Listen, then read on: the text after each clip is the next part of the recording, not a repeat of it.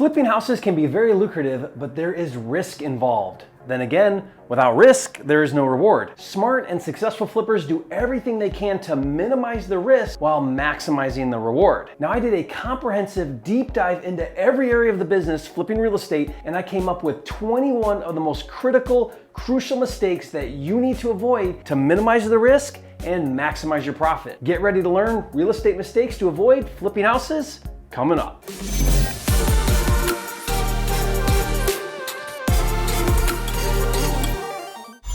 Hi, it's Jerry Norton, the nation's leading expert on flipping houses. And if you're new and you want to make more money in less time flipping houses so you can live your dream life, subscribe to my channel and click the bell icon to get notified when new videos are released. Okay, so right here you can see my 6-figure house flipping blueprint, and I've got the entire house flipping business broken down into different steps. The business can really be segmented into two major functions. You have acquisitions on the left side, and then you have operations on the right side. Now, acquisitions is everything it takes to get a contract on a deal, and operations is everything it takes to exit a deal or actually make a profit flipping it. Now, with wholesaling, there are 4 major functions of the business, and with fix and flip, there are 6. Now, I've outlined for you the top 3 most common mistakes to avoid in each area of the business for a total of 21 mistakes to avoid. Now, I've done extensive videos on all of these topics. So what I'm gonna do is I'm gonna put links to videos where I go into much more detail about each of the 21 mistakes I'm gonna cover on this video. So what I suggest you do is watch this video all the way through, then you can do further research about any of the topics that I discuss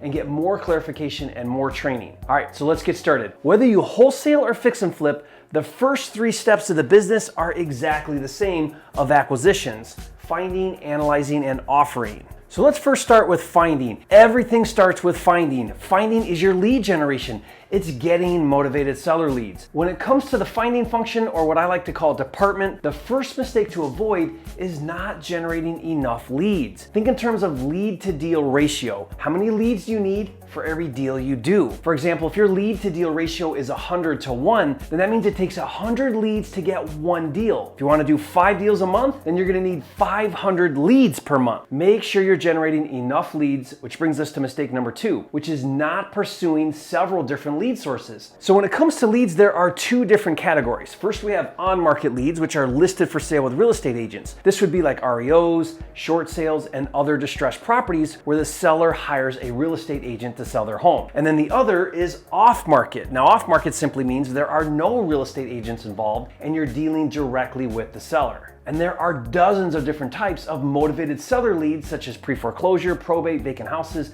absentee owners, delinquent taxes, and many, many more. In fact, I put together a video where I reviewed 67 different motivated seller lead types. Now, I'll put a link to that video in the description box below this video that you can watch later. Now, think about lead generation like fishing. The more lines in the water, the more fish you'll catch. Mistake number 3 is not investing or reinvesting into lead generation. If you want to get more and better leads, you have to spend money to buy data and do marketing. This is how the pros dominate. For example, one of my elite mentoring students invested $10,000 per month or $120,000 annually last year in lead generation marketing, doing mailings and other things, and he did over $800,000 in gross profit wholesaling. So let me ask you a question. Would you spend $120,000 to make $800,000? Yeah, I think you would. In the beginning, I recommend you reinvest 25% of your profit on deals in lead generation and 25% on training, coaching, and mentoring. Okay, so after finding, the next step is analyzing. Now, analyzing is where we're gonna take the lead, we're gonna crunch the numbers, and we're gonna determine our offer price. So the 4th mistake is not following the formula. The house flipping formula factors in all of the numbers,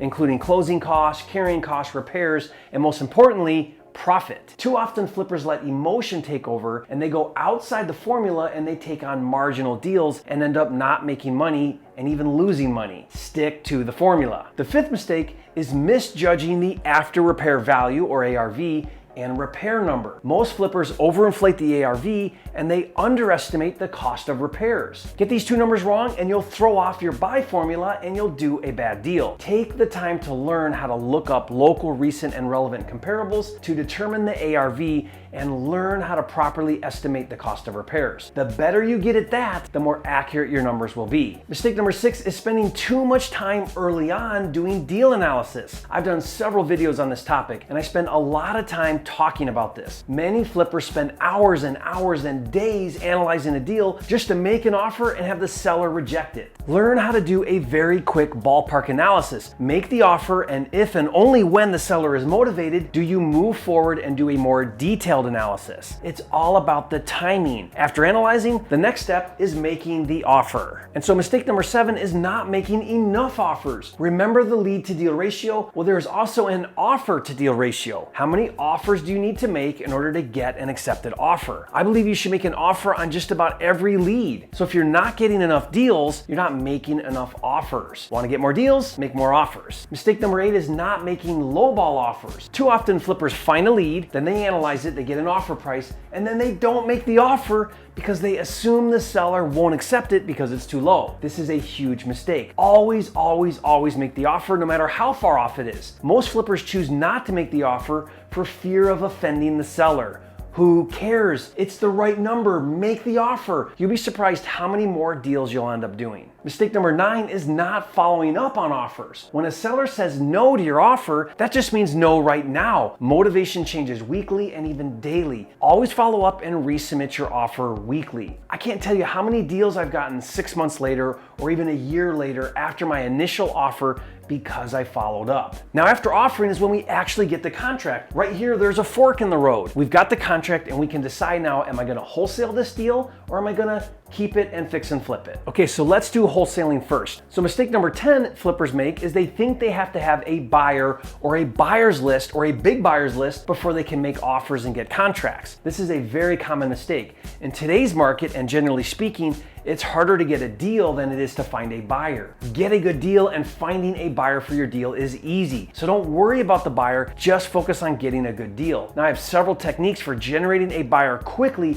after you get the contract. See the link in the description box. So mistake number 11 is not knowing what local active cash buyers are currently paying in your market. It's not always 70% less repairs. To be competitive, you need to know this. Talk to other wholesalers and always ask your cash buyers. Mistake number 12 is not structuring deals correctly. The best way is doing a cash offer with a single closing assignment, but there are other creative ways to do deals to maximize profits other than just doing a cash offer. Okay, so now let's jump into fix and flip. Once you have a contract and you decide to do a fix and flip, the next thing you need is funding to buy the home and funding to fix it up. So mistake number 13 is not understanding the world of real estate finance. You need to know what loan to value is and loan to capital and equity and lien position, and the difference between a note and a mortgage, and points and interest, and the different ways to fund deals. Mistake number 14 is not knowing how to raise capital for deals. This limits many fix and flippers from doing more and bigger deals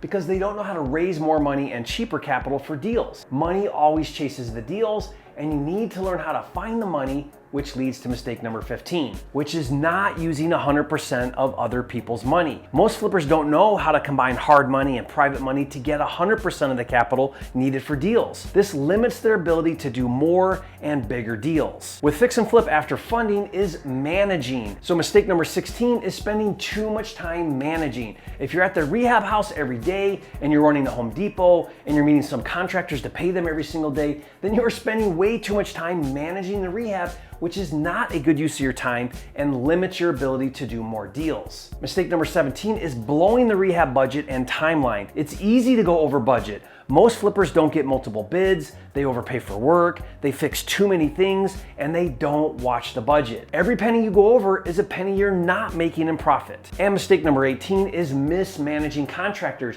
There is a right way to manage contractors and a wrong way. Do it wrong and you're gonna get burned bad and join the ranks of flippers who tell horror stories about contractors.